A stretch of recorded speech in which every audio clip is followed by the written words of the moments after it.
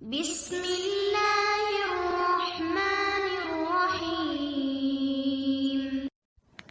حضرت محمد صلی اللہ علیہ وآلہ وسلم نے ارشاد فرمایا کہ کیا تمہیں معلوم ہے کہ غیبت کیا ہے؟ لوگوں نے کہا اللہ تعالیٰ اور اس کے رسول صلی اللہ علیہ وآلہ وسلم زیادہ واقف ہیں۔ آپ صلی اللہ علیہ وآلہ وسلم نے فرمایا غیبت یہ ہے کہ تم اپنے بھائی کا ذکر کرو ایسے ڈھنگ سے کہ جسے وہ ناپسند کرتا ہے۔ پھر آپ صلی اللہ علیہ وآلہ وسلم سے پوچھا گیا کہ بتائیں اگر وہ بات جو میں کہہ رہا ہوں میرے بھائی کے اندر پائی جاتی ہو جب بھی یہ غیبت ہوئی؟ آپ صلی اللہ علیہ وآلہ وسلم نے فرمایا اگر وہ بات جو تم کہتے ہو اس کے اندر موجود ہو تو یہ غیبت ہوئی، اور اگر اس کے متعلق وہ بات کہی جو اس کے اندر نہیں تو تم نے اس پہ بہتان لگایا ہے۔ قرآن مجید میں ارشاد ہے اے ایمان والوں بہت سے گمانوں سے بچو کہ بعض گمان گناہ ہوتے ہیں، اور سراغ مت لگایا کرو اور کوئی کسی کی غیبت نہ کیا کرے۔ کیا تم میں سے کوئی اس بات کو پسند کرتا ہے کہ اپنے مرے ہوئے بھائی کا گوشت کھائے؟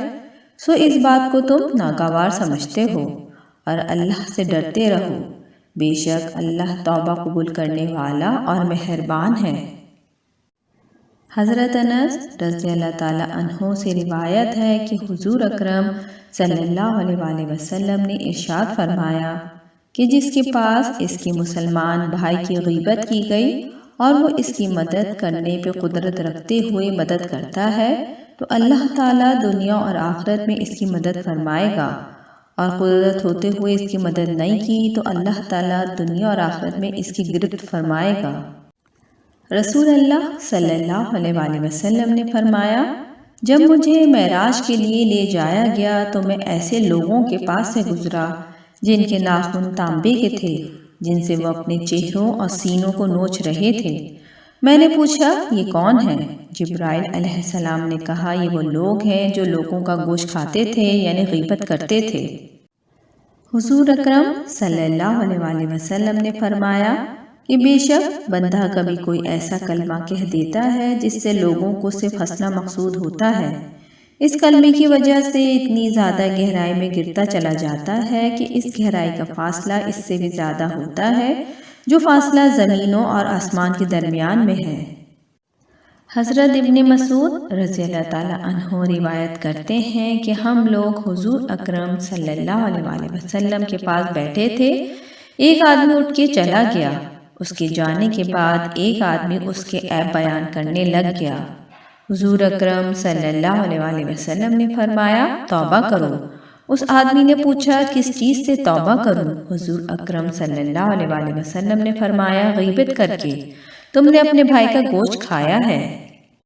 حضرت ابو ہریرہ رضی اللہ تعالیٰ عنہ روایت کرتے ہیں کہ ہم حضور اکرم صلی اللہ علیہ وآلہ وسلم کے پاس تھے کہ اتنے میں ایک آدمی کھڑا ہوا اور چلا گیا۔ صحابہ نے کہا یہ آدمی کس قدر عاجز ہے، کس قدر کمزور ہے۔ حضور اکرم صلی اللہ علیہ وآلہ وسلم نے فرمایا تم نے اپنے ساتھی کی غیبت کی اور اس کا گوشت کھایا ہے۔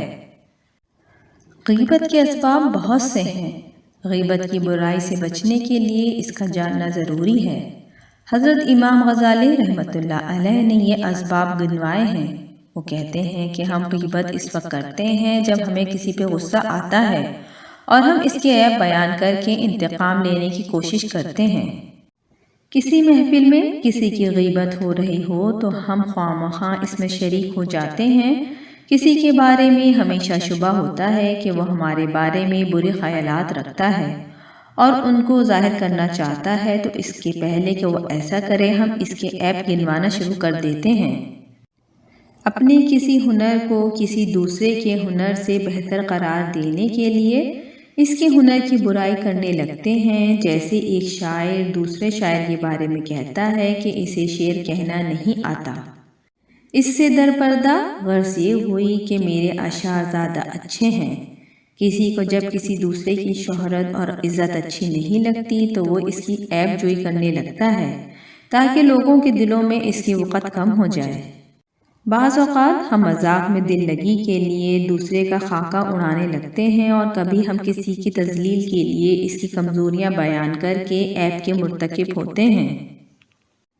حسن بصری رحمت اللہ علیہ سے کہا گیا کہ فلاں آدمی نے آپ کی غیبت کی ہے، تو انہوں نے اس کی طرف ایک تھال میں کچھ کھجوریں بھیج دی اور کہا کہ مجھے معلوم ہوا ہے کہ آپ نے مجھے اپنی طرف سے نیکیوں کا تحفہ بھیجا ہے، بس میں نے ارادہ کیا کہ اس کا بدلہ چکاؤں۔ اللہ تعالیٰ نے حضرت موسیٰ علیہ السلام کی طرف وحی فرمائی، جو شخص غیبت کا شکار ہوا اور پھر اس نے توبہ کر لی، تب بھی وہ جنت میں سب سے آخر میں داخل ہوگا، اور جو شخص غیبت پہ مصر ہوا اور جہنم میں سب سے پہلے ڈالا جائے گا۔ حضرت محمد صلی اللہ علیہ وآلہ وسلم نے فرمایا، جو تمہاری غیبت کرتا ہے وہ تمہیں فائدہ پہنچاتا ہے، کیونکہ جب وہ تمہاری غیبت کرتا ہے اس کے اچھے اعمال تمہارے نامہ اعمال میں درج کر دیے جاتے ہیں۔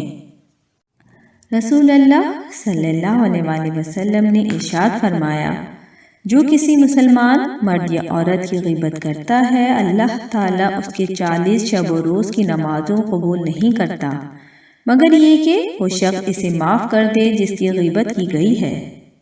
غیبت کا کفارہ یہ ہے کہ جس کی تم نے غیبت کی ہے اس کے لیے تم مغفرت طلب کرو۔